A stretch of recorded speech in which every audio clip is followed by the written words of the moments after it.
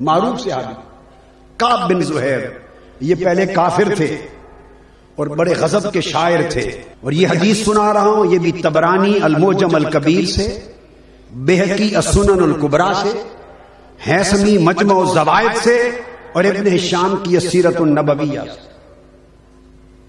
شاعر تھے اور معاذ اللہ اسلام کے خلاف اور حضور علیہ السلام کے خلاف شعر لکھتے تھے، حجب کہتے تھے آقا کے خلاف، کافر جو تھے اسلام کے خلاف۔ تو صحابہ کو بڑا غصہ تھا اور آقا بھی خفا تھے، بڑے ناراض تھے۔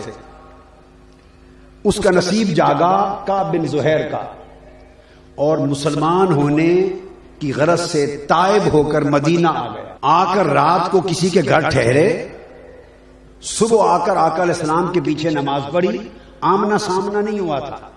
نماز پڑھ کے کسی سے پوچھا حضور کون ہے صلی اللہ علیہ وسلم، انہوں نے فرمایا یہ آقا بیٹھے۔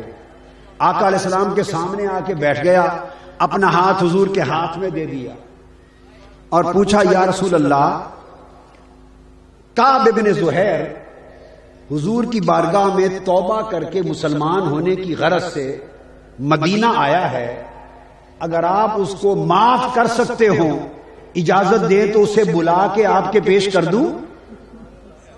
خود کہہ رہا ہے کعب بن زہیر تائب ہو کر آیا ہے مدینہ میں، مسلمان ہونا چاہتا ہے، آپ کے دست اقدس پر اگر آپ معاف کرنا چاہیں تو اسے بلا کے پیش کر دوں۔ حضور نے فرمایا ہاں اس کو معاف کرتا ہوں، لاؤ۔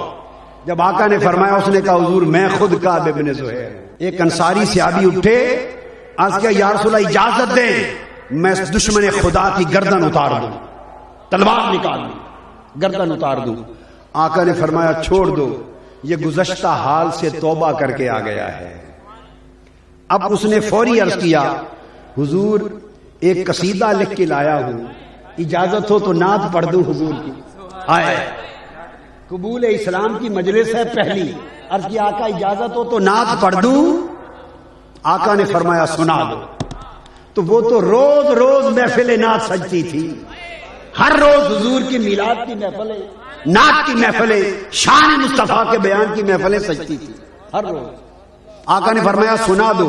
اب اس نے نعت پڑھی، اس کو قصیدہ بانت سے عاد کہتے ہیں۔ شعر کا ترجمہ یہ ہے جب یہ شعر پڑھے کہ مجھے خبر دی گئی ہے، مجھے بتا دیا گیا ہے کہ بے شک رسول اللہ نے میرے لیے سزا کا حکم سنا رکھا ہے کہ جو کعب بن زہیر کو پکڑے سزا دے، مجھے خبر پہنچی ہے، مگر میں تو حضور کی بارگاہ سے معافی کی امید رکھتا ہوں۔